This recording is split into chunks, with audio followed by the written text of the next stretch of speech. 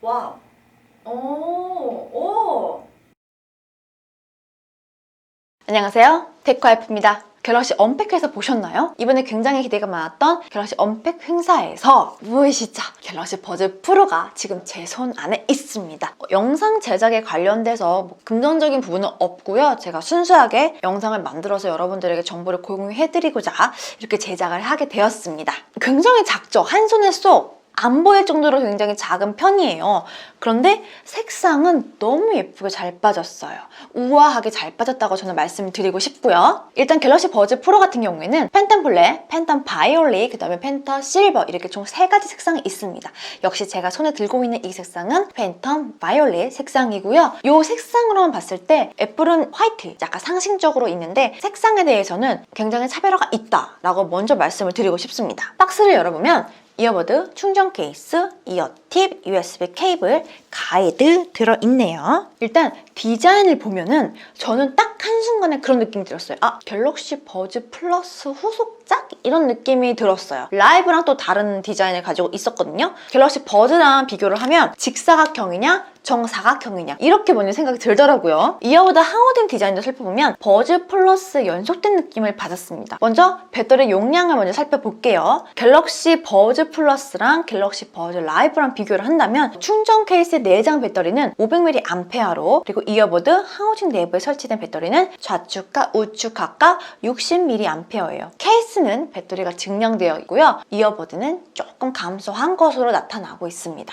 차징 케이스를 살펴보면 외부 LED 표시등은 충전량 확인이 가능하고요. 내부 LED 표시등은 이어보드 배터리 잔량이 확인 가능했어요. 뒤편에 동그란 부분이 보이시죠? 이 동그란 부분은 무선 충전 코일이 위치하고 있어요. 그래서 무선 충전이 가능하다는 점도 말씀을 드리고 싶습니다. 하우징 외부를 살펴보면 라이브 모듈에 적용된 베이스 덕트와 스피커 방식을 적용을 한 것 같죠? 일단 디자인만 봤을 때는 저역대를 조금 더 강한 것으로 저는 보여졌어요. 처음에 음질을 조금 더 향상시키지 않았을까라는 기대감이 먼저 들었던 디자인을 가지고 있었습니다. 이어보다 하우징 외측을 살펴보면 마이크와 노이즈 캔슬링 주파수 감쇄 장치를 볼 수가 있었어요. 굉장히 가볍고요. 뒤에 착용했을 때 착용감도 굉장히 좋았어요. 막 뭐 머리 흔들고 왔다 갔다 뭐 동그라미 하고 뭐 운동을 해도 빠지지는 않았어요. 제 귀가 되게 작은 편이거든요. 작은 편인데 빠지지 않고 걷고 뛰고 했을 때 크게 문제가 없었습니다. 기능을 살펴봐야겠죠. 그래서 갤럭시 버즈 프로 핸드폰 연동을 시켜가지고 한번 살펴볼게요. 소음 제어를 살펴보면 액티브 노이즈 캔슬링이 있었고 끄기가 있고 주변 소리 듣기 모드 이렇게 3가지 모드가 있어요. 액티브 노이즈 캔슬링 같은 경우에는 이전작인 갤럭시 버즈 라이브를 살펴보면 노이즈 캔슬링 기능이 있지만 껐다 켰다 이렇게 2가지 방식이 있었습니다. 하지만 갤럭시 버즈 프로 이번 기능은 조금 더 세분화되었다라는 점이 포인트였어요.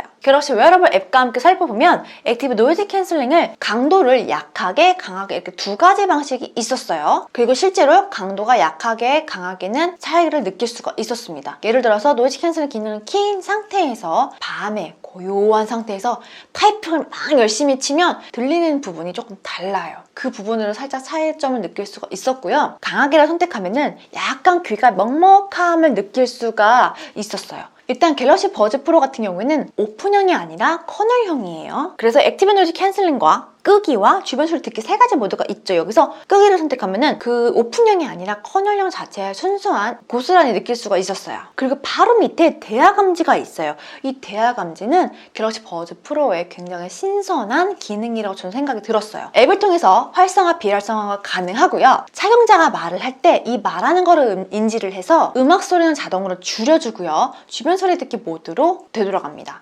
그렇기 때문에 음악을 굳이 끄지 않고도 상대방과 대화하는데 문제가 없다는 점, 두 손의 자유로움이 좀 더 높아졌다는 점. 이 기능은 소니의 무선 헤드폰의 그 4세대에 보면 Speak to Chat라는 기능이 있어요. 그 기능과 조금 유사하다라고 저는 생각이 들었어요.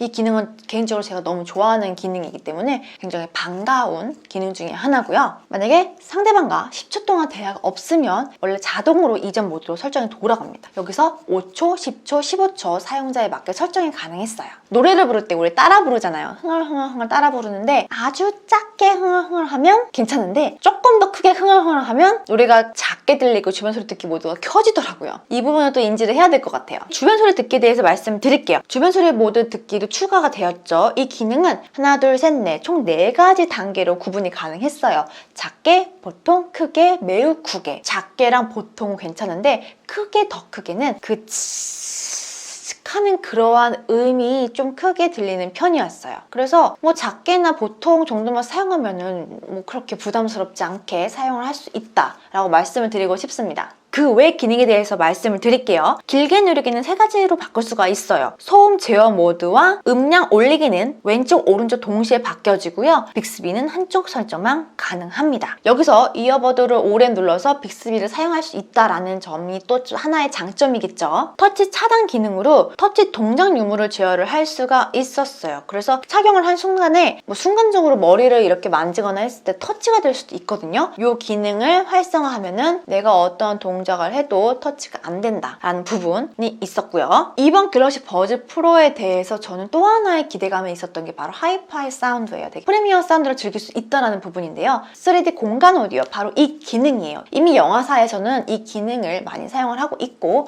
애플사에서도 자체적으로 이 기능이 있죠. 영화 분야에서 사용했던 이 기능을 무선 이어폰에 넣었다? 라고 생각을 했었을 때 게임을 하거나 영화를 봤을 때 확실히 이 전작보다는 몰입감도 좋았고요.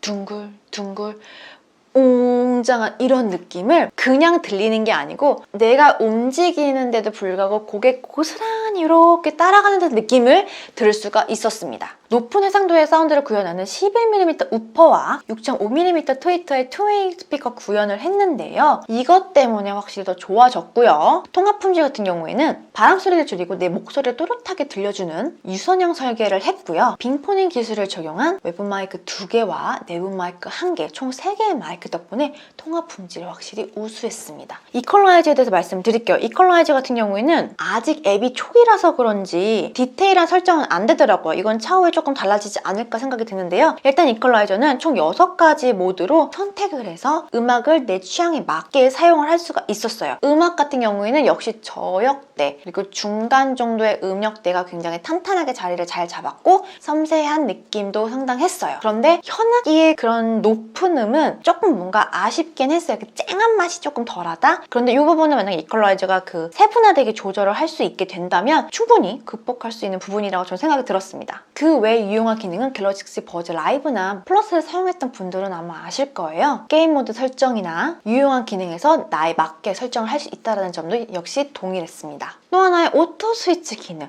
갤럭시만의 호환성이 굉장히 좋아졌어요. 일단 예를 들어서 갤럭시 탭으로 영화를 보고 있는데 휴대폰으로 전화가 왔다. 그러면 호환이 되는 시스템이라고 하더라고요. 그런데 집에 갤럭시 탭이 워낙에 오래된 거라서 확인이 안 됐어요. 그래서 정말 어느 정도로 부드럽게 잘 되는지는 갤럭시 탭을 하나 사야 되나 이런 생각을 또 한번 하게 되었습니다. 즉 자동으로 폰과 태블릿 간에 연결되는 오토 스위치라고 생각하시면 될 것 같아요. 스마트띵. 스마트띵 앱은 삼성과 관련된 가전을 사용하시는 분들은 모두 다 알고 계실 거예요. 그런데 이어버드 찾기를 스마트띵으로 한다는 점이 조금 포인트였던 것 같아요. 스마트띵과 연동해서 사용한 이 통합 시스템 같은 경우에는 위치까지 찾아주고요. 지도를 통해서 현재 내 이어버드가 어디에 있는지까지 알 수 있었고 역시나 소리도 들을 수가 있었습니다. 뭔가 전반적으로 삼성 생활 가전과 IT 기기들을 모두 스마트띵이라는 하나의 앱으로 구성하고 관리하는 그러한 총합 체계가 이루어진 것 같은 느낌이 들더라고요. 그리고 역시 퀵 충전 5분으로 60분 정도로 음악을 들으실 수가 있고요. 무선 충전도 역시 가능하고요. 스마트폰으로도 가능했습니다. 그리고 방수 기능이 굉장히 탁월하게 올라갔어요. 이전에는 IPX2였다면 지금은 IPX7입니다. IPX7 같은 경우에는 물 1m 정도에서 약 30분 정도 버틸 수 있는 굉장히 우수한 방수 기능인데요. 샤워할 때도 가능할 것 같죠? 그리고 운동했을 때 정말 땀 많이 흘리는데 그리고 비가 왔을 때 정말 습하죠?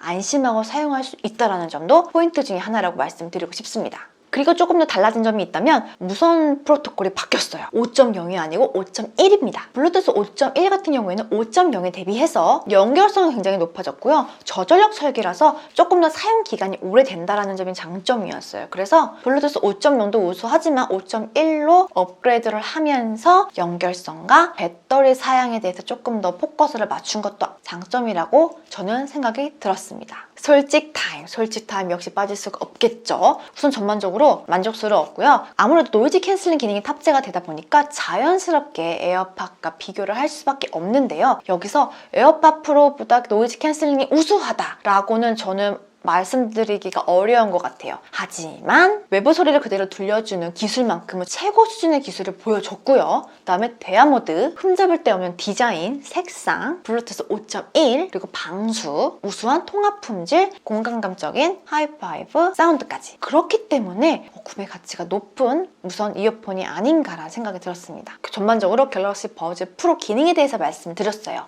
오늘 영상이 여러분들에게 좋은 정보로 다가갔으면 좋겠습니다. 도움이 되었다면 좋아요, 구독도 부탁드리고요. 센스 있는 알람도 부탁드릴게요.